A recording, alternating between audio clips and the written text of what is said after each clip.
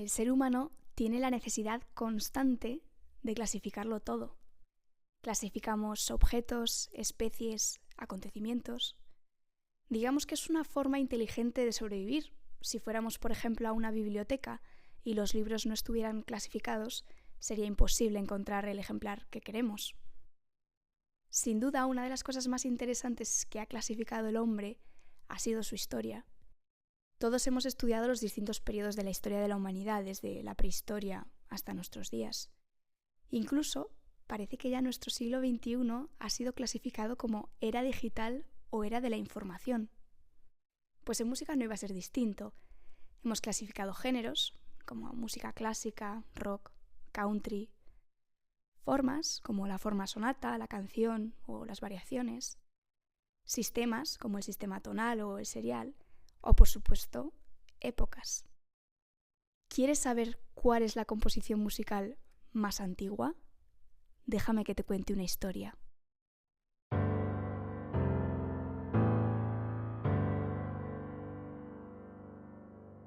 Seikilos era un hombre de la antigua Grecia y tenía una esposa que se llamaba Euterpe, que por cierto lleva el mismo nombre que la musa de la música. Vivían en Tralles, una antigua ciudad griega que actualmente es la ciudad de Aydin en Turquía, que para que te hagas una idea está a unos 50 kilómetros de la ciudad de Éfeso. Seikilos tenía una importante fortuna y gran parte de su vida la dedicó al estudio de las artes y en concreto de la música, algo que todo griego debía conocer. Pero su mujer, Euterpe, murió joven y Seikilos, que no quería que su recuerdo desapareciera, mandó construir una tumba y en su cabecera colocó una columna con unas inscripciones. El tiempo pasó, la tumba quedó sepultada bajo la tierra y con ella Euterpe cayó en el olvido. En 1883, un arqueólogo británico llamado William Mitchell Ramsay, que se encontraba en ese momento en Asia Menor investigando los evangelios, descubrió durante la construcción de un ferrocarril en Aydin una extraña columna que tenía dos tipos de escritura, un primer párrafo y otro debajo con unos símbolos muy extraños. Después de estudiar la columna a fondo, descubrieron que este segundo texto que había inscrito era una canción y que lo que había encima de cada sílaba eran símbolos de notación musical. En 1919, durante la guerra conocida como Guerra de Asia Menor o Guerra Greco-Turca, la columna se perdió y más tarde apareció en la casa de una mujer que la utilizaba para apoyar una de sus maletas. Pero, ¿qué es lo que hay inscrito en esta columna? Seikilos mandó inscribir en primer lugar un epitafio que dice: «Soy una imagen de piedra. Seikilos me ha colocado aquí, donde soy, por siempre, señal de eterno recuerdo». Y debajo de este epitafio se encuentra la canción, que tiene una letra muy inspiradora, muy profunda y muy actual. La canción dice: «Mientras vivas, brilla. No temas nada en absoluto, que la vida dura poco y el tiempo exige el final».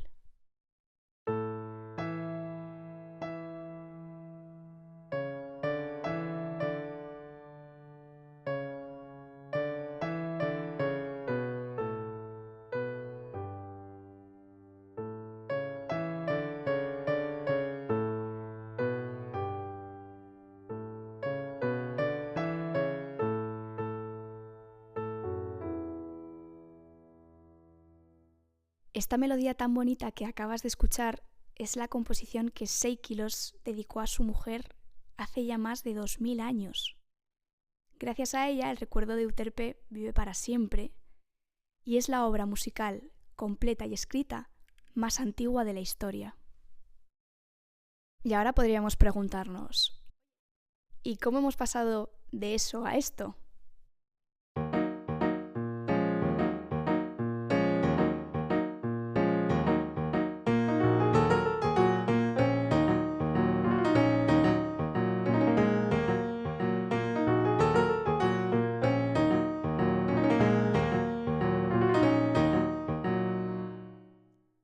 Igual que nuestra especie ha evolucionado desde los primates hasta el Homo sapiens sapiens, la música también ha tenido una evolución lógica y natural.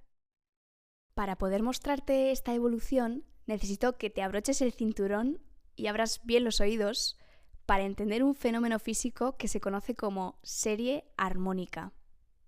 Te lo explico de una forma muy sencilla. Todos estos sonidos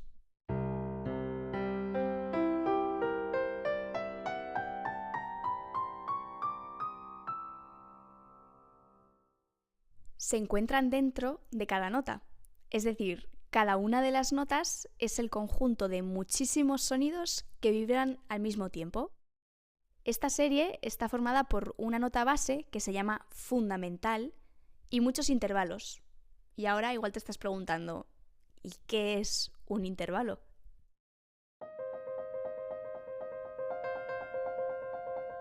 Muy fácil. Un intervalo es la distancia que hay entre dos notas. Si tenemos un intervalo de octava, quiere decir que entre dos sonidos hay una distancia de 8 notas. Por ejemplo, entre do y un do más agudo están do, re, mi, fa, sol, la, si y do.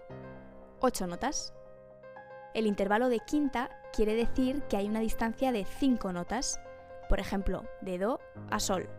Pues do, re, mi, fa, sol. 5 notas. Y así con todos. Tenemos intervalos de segunda, de tercera, de cuarta, de sexta, etcétera, etcétera. A cada una de las notas de la serie se le denomina armónico, porque están en armonía con la nota que hemos llamado base o fundamental. Y a partir de esta fundamental se van superponiendo los distintos intervalos. Primero el de octava, luego el de quinta, luego el de cuarta, luego el de tercera, y así sucesivamente hasta completar la serie. Lo que pasa es que por limitaciones de nuestro oído no podemos percibir con claridad todas estas frecuencias. De hecho, el oído humano, por desgracia, y a veces por suerte, no es capaz de escuchar todos los sonidos que existen en el mundo. Por ejemplo, no escuchamos frecuencias por debajo de los 20 hercios y los oídos más finos escuchan hasta un máximo de 20.000. Pero hay otros animales, como los perros, los murciélagos o las ballenas dentadas, que son capaces de escuchar hasta 325.000 hercios, o sea, 16 veces más que nosotros. Esto de la serie armónica explica por qué oímos las notas graves, por así decirlo, más llenas, simplemente porque las ondas de sonido, al ser más amplias, hacen que seamos capaces de escuchar más armónicos. Sin embargo, a medida que los sonidos se van haciendo más agudos, se podría decir que se van estrechando porque escuchamos menos armónicos. Toda la historia de la música se puede explicar a través de la serie armónica. Escojamos una melodía que todos conozcamos. Por ejemplo, esta.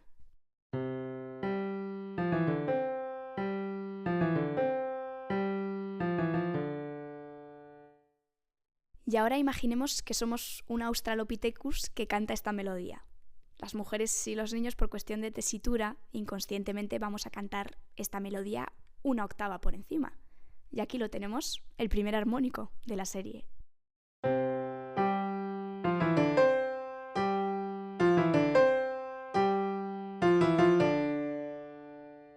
Los siglos pasan, nos transportamos a un monasterio medieval alrededor del siglo XII y ocurre algo asombroso. Incorporamos los siguientes armónicos de la serie, que son la cuarta y la quinta, y mira lo que ocurre.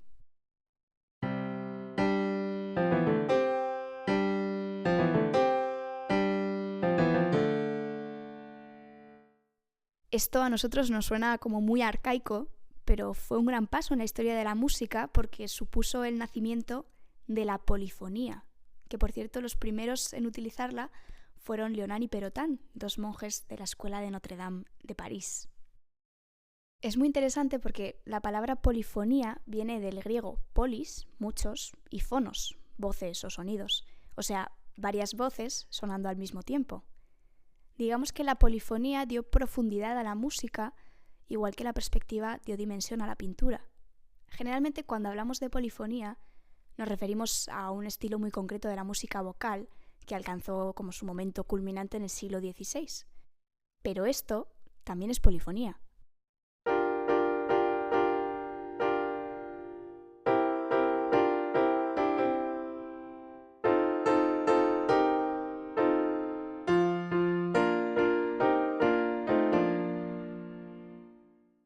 A medida que los años van pasando, vamos incorporando el resto de armónicos de la serie, y lo que ocurre cuando añadimos la tercera es algo crucial, ya que introduce el fenómeno de la tríada o de los acordes. Y mira qué diferencia.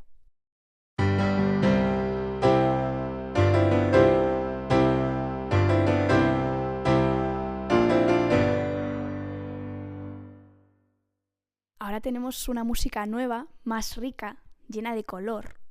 Y es aquí cuando nace la tonalidad, un sistema estable fundado sobre las notas básicas de la serie armónica. La fundamental y la quinta, que son los dos primeros armónicos de la serie, ahora van a conocerse por siempre como la tónica y la dominante. Y entonces ahora puede haber quintas de quintas de quintas, cada una de ellas produciendo una nueva tónica y formando un círculo perfecto de 12 notas distintas, que se conoce como círculo de quintas. Do, sol, re, la, mi, si, y así hasta llegar otra vez al do y cerrar el círculo.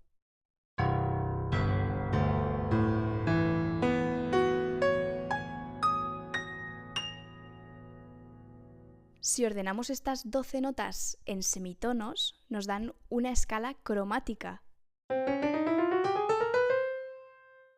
Y así surge nuestra afinación, que consiste en dividir la octava, o sea, de do a do, en 12 partes iguales. Esta escala cromática la han usado muchísimos compositores, como por ejemplo Georges Bizet en su famosa habanera de la ópera Carmen, aunque en lugar de usarla de manera ascendente, la utiliza de manera descendente.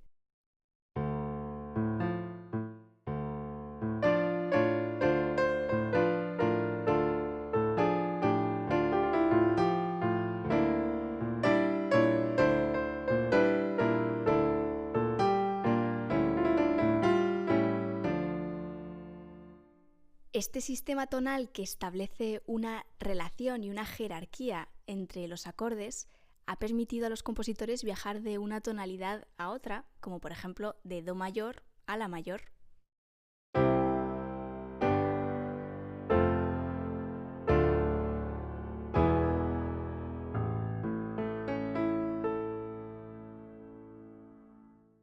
Y crear secuencias o progresiones de acordes muy efectivas, como esta de la sonata conocida como sonata fácil de Mozart, y que de fácil no tiene nada.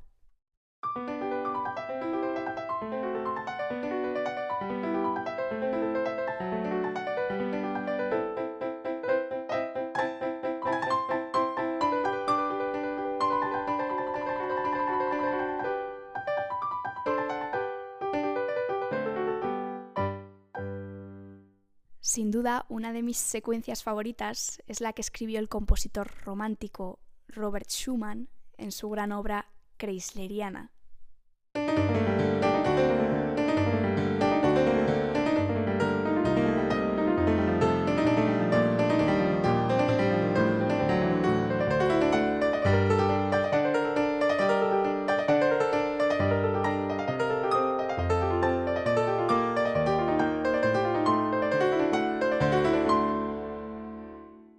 Toda la música pop que escuchamos hoy en día se basa en este sistema tonal tan perfecto. Igual te suena esta canción que ha estado de moda durante unos meses.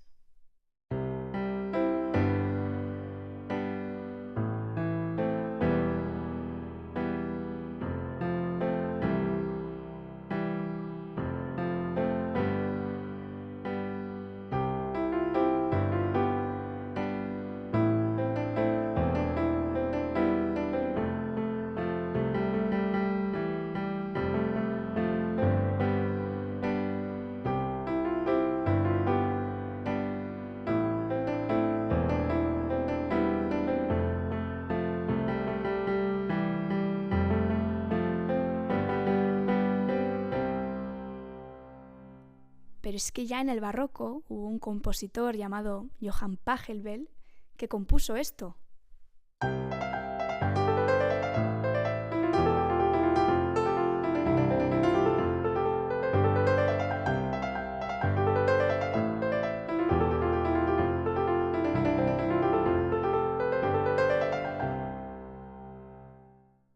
Como puedes ver, el desarrollo del arte y en concreto de la música es fruto de una evolución natural Y aunque hayamos clasificado épocas, realmente no quiere decir que los compositores así de repente decidieran dejar de componer obras barrocas para componer obras clásicas.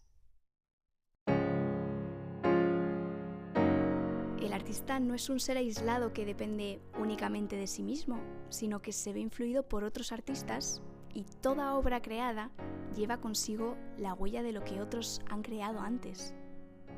Gracias a esto, Alexander Calder, después de haber visto los cuadros de Mondrian, con esas geometrías tan interesantes de colores, creó sus esculturas cinéticas, porque dijo: esto que hace Mondrian es brutal, y lo sería aún más si tuviera movimiento.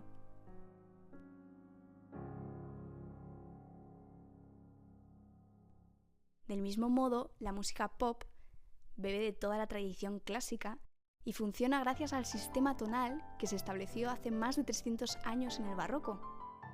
Pero del barroco ya hablaremos más adelante.